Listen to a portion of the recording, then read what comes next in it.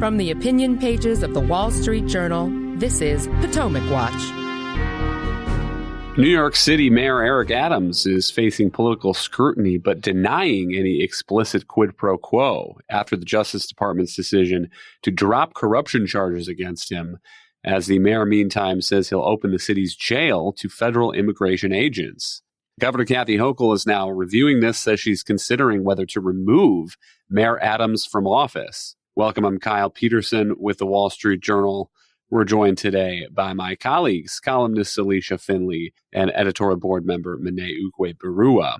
The legal troubles for New York Mayor Eric Adams began last fall when federal prosecutors charged him with crimes including soliciting campaign contributions from a foreign citizen, bribery, wire fraud, and conspiracy. The thrust of this seems to be taking donations and flight upgrades and so forth from Turkish benefactors.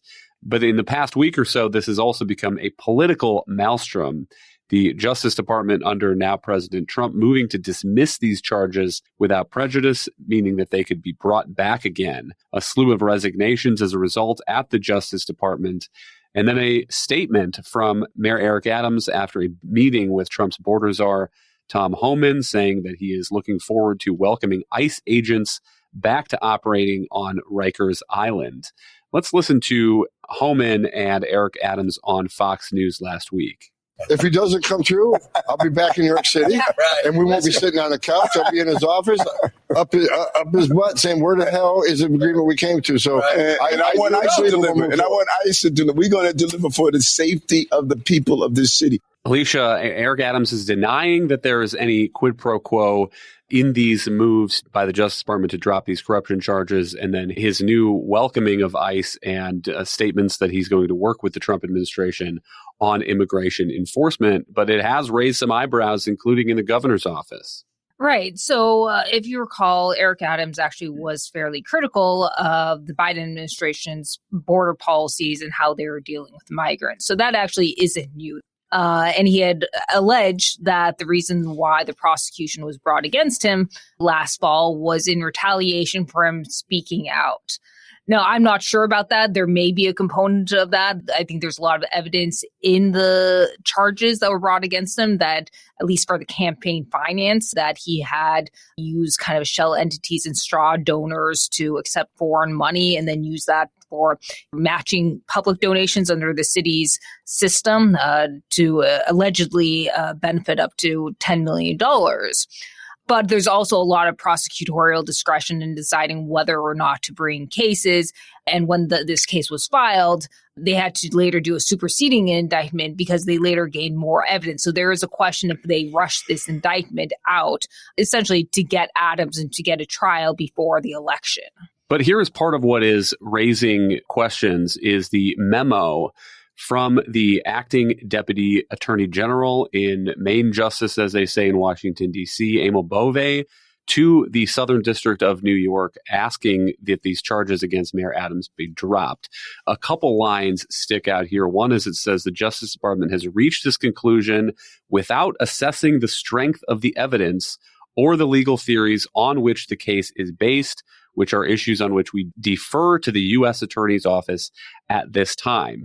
It also says that one of the reasons for dropping this charge is that the pending prosecution has unduly restricted Mayor Adams' ability to devote full attention and resources to the illegal immigration and violent crime that escalated under the policies of the prior administration. So, Mene, to underline that, the Justice Department, when it initially asked the Southern District of New York to drop these charges, said that they had not evaluated the merits of the case against Mayor Adams or the legal theories, and B, linked that to the Trump administration's effort on illegal immigration. And that is part of what has prompted so much pushback by the Southern District of New York. The acting U.S. attorney there, Danielle Sassoon, has now resigned. She issued a fascinating memo asking for a meeting with the now Attorney General Pam Bondi to discuss this. And she has suggested in this letter that there was kind of a quid pro quo. Here's a footnote. She says, I attended a meeting on January 31st, 2025 with Mr. Bove, Adams's counsel, and members of my office. Adams's attorneys repeatedly urged what amounted to a quid pro quo, indicating that Adams would be in a position to assist the department's enforcement priorities only if the indictment were dismissed. Mr. Bove admonished a member of my team who took notes during that meeting and directed the collection of those notes at the meeting's conclusion, unquote. Monet, by the way, Danielle Sassoon, a member of the Federalist Society, a former clerk to Antonin Scalia, seemed that in her eyes that she was offering to resign out of principle. Yeah, I think the way that Emile Bove and the Trump Justice Department have gone about this process includes several incredible blunders that would have been easily avoided. They could have accomplished exactly their ends with regard to the city of New York cooperating in their immigration policy and with regard to halting or altering the indictment of Eric Adams, all without any of the complications that have come about because of the extremely ill-thought way that they decided to conduct these conversations and issue that memo. So what I mean is that they could have looked at the evidence presented in the Southern District of New York's indictment of Eric Adams, and they would have found several of those weaknesses, both in terms of the merits of the case, but also the political context of the case that Alicia just mentioned. There's very clear evidence that the Biden administration was motivated in part by politics to bring those charges because Eric Adams had become a vocal critic of the Biden border policy and the way that it had led to thousands of migrants being held in New York City shelters. So the Biden administration had a reason to essentially trump up those charges. There are also weaknesses in the lack of a clear quid pro quo. They could have taken a very short period of time to review the indictment and then said, we have found these inconsistencies. And I think that it would have been a very obvious time to do it because when one administration changes over to the next, of course, you're going to have disagreements about the relative merits of an indictment that's been brought. Danielle Sassoon mentions in her letter to Pam Bondi that there was no new evidence presented, nothing exculpatory that had come to light to suggest that Eric Adams shouldn't have been charged. But frankly, you have a new prosecutorial team. You have a new team in justice, and they can review the same evidence and say, we find it to be considerably less compelling than our predecessors found it to be, ergo, we are removing these charges. So if they had just taken a little bit of time and done that, Eric Adams is already a willing cooperator for a lot of what the Trump administration wants to do in terms of reducing the number of migrants who are coming into New York City, getting criminal migrants out. They wouldn't have needed to strike this explicit deal saying we're removing the charges in return for your cooperation on these efforts, because he was already favorably disposed to do that. It just shows how brazen they are. It almost seems as if they wanted to make a point and show that we are using our power to compel a Democrat to cooperate with us on our immigration agenda. It was actually a feature rather than a bug to them to have Tom Homan and be able to say, Eric Adams is now under our explicit control and he's cooperating because we're forcing him to do it. But that could backfire, of course, if it forces Democrats, including Kathy Hochul, to try to punch back and makes Eric Adams look like he's complicit when he does what he would have otherwise been favorably disposed to do. So I think it's going to really blow up on the Trump administration and could frustrate both their legal and immigration agenda. Hang tight. We'll be right back. Welcome back. On the point about another administration coming into office and taking a new look at the facts of the Adams indictment, the allegations there, and the law, Alicia, there is a long pattern by now of prosecutors making public corruption indictments, bringing these cases, and then losing handily, sometimes at the United States Supreme Court. One of the key precedents here is McDonnell versus United States.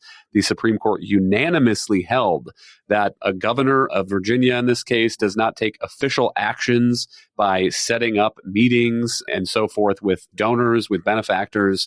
And Alicia, notable too that a couple of the lawyers who defended Bob McDonnell in that case wrote an op-ed in the Journal about the time of the Adams indictment last fall. And here's the headline on it: prosecutors overreach in the case against Eric Adams.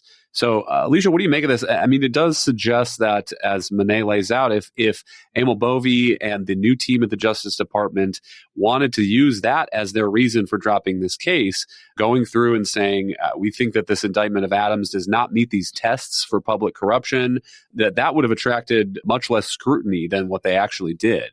Right. I mean, there are separately the campaign finance violations or charges that would still have need to be dealt with, putting aside the bribery charges that would fall under the McDonald precedent from a little over a decade ago. And by the way, that was a unanimous decision. And most of the public corruption cases that have gone up to the Supreme Court in recent years, in which federal prosecutors have charged government officials of either fraud or bribery, they have typically been acquitted or exonerated, because the Supreme Court has ruled that prosecutors stretch their powers under the laws, and there needs to be some kind of limiting principle to what is fraud or what is bribery. In the bribery case, what is a quid pro quo? The prosecutors allege that what McDonald did was actually a quid pro quo. He received various gifts personally, and they said that as a result, he set up meetings at the behest of these donors and patrons. But the Supreme Court ruled that these qualified essentially as constituent service. The governor was essentially just doing his job, that these were not official acts in return for the gifts. The Supreme Court has not defined what is an official act, so that is an area of ambiguity that prosecutors continue to stretch. I think that's true in this case. In that op-ed you cited, the attorneys questioned whether Mayor Eric Adams facilitating essentially a fire inspection for the Turkish embassy to ensure that can open on time, was that really an official act, or is he just doing his job? And I think there's a case he could make that in many of these cases, he was just doing his job, is not condemning the Armenian genocide, which was another alleged act that the prosecutors make in return for the Turkish basically support. Was that an official act? Probably not. To Monet's point, they could have reviewed all these, said, well, on second thought, we don't think that this actually merits prosecution. We're not sure that it would actually yield a conviction. And when you bring a prosecution, you are supposed to be confident that's going to actually result in a conviction. And if you're not, then you should drop the case. So they could have justified and defended it that way. The Justice Department's move to drop this indictment is now going before U.S. District Court Judge Dale Ho. And for the record, here is what a couple of attorneys for Eric Adams are telling him today, responding to the allegation of a quid pro quo between the Trump administration and Mayor Adams in this letter from the former acting U.S. Attorney Danielle Sassoon. They say it is not entirely clear what Ms. Sassoon means by amounted to a quid pro quo, but we were at the meeting she references. Her characterization of the discussion is not accurate. No time prior to, during, or after the meeting did we, Mayor Adams, or anyone else acting on behalf of Mayor Adams, offer anything to the department or anyone else in exchange for dismissal of the case. So, Monet, that looks like a pretty unequivocal denial that there is any sort of agreement between Adams and the Trump administration on immigration enforcement. And it is true that he has been a critic of the Biden administration's failures at the border and failed migrant policy for a while now. But notable that Governor Kathy Hochul, who has the power to remove local officials, including the New York mayor, if she sees fit, is now saying that she's meeting with stakeholders and considering that option. Listen to this. The allegations are extremely concerning and serious. Yes. But I cannot, as the governor of this state, have a knee-jerk, politically motivated reaction like a lot of other people are saying right now. I have to do it smart, what's right, and I'm consulting with other leaders in government at this time. We've got to have one sane person in this state who can cut through all the crap and say, what is my responsibility? Guide me to do. And just as when the allegations came out last September, and the city was in chaos, I said, I will intercede, work with the mayor to get rid of a lot of people who are under indictment, calm it down. Monet, what do you make of the idea that the governor of New York would now remove the duly elected mayor of New York City on the theory that he has compromised his independence and his judgment on what might be best for the city on the merits? I think it would be a mistake for Kathy Hochul to remove Eric Adams at this point. when all we have is the clear appearance of a quid pro quo, but no quo has actually been delivered. So I think that she obviously is going to continue to draw attention to the horrible circumstances that Eric Adams seems to have gotten himself into by praising the Trump administration, essentially soliciting their leniency and signaling that he would be willing to cooperate more actively in their immigration policy as a consequence of them going light on him with the charges. Obviously, Kathy Hochul is not nearly as much of an immigration hawk as Eric Adams has become, and also is an opponent of the Trump administration and wants to show that she is fighting back against the mayor of New York, essentially aligning himself with the Trump administration in return for a legal favor. But I think that she has also shown that she's aware of how huge of a precedent it would set to remove the mayor of New York City. It's never been done, even though the governor has this power, as you mentioned. There is a very high threshold for exercising it, and she doesn't want to be seen as overriding the will of the people of New York who elected Mayor Adams, especially because there's an election coming up and voters will have the opportunity to be able to make that choice for themselves. So if I were her, I think that the bar for removing him would be if he takes some action or makes a statement that shows that he has explicitly compromised himself, that his judgment is clearly gone, that he clearly is being manipulated by the Trump administration and taking actions that there is no chance that he would have taken if not for having struck some kind of implicit deal for non-prosecution with the Trump administration. Then I think everyone would believe her when she says he's compromised and he can't actually, execute his responsibilities to the people of New York. But barring that, I think it makes sense for her to continue to criticize him, but not to actually pull the lever on removing him from office.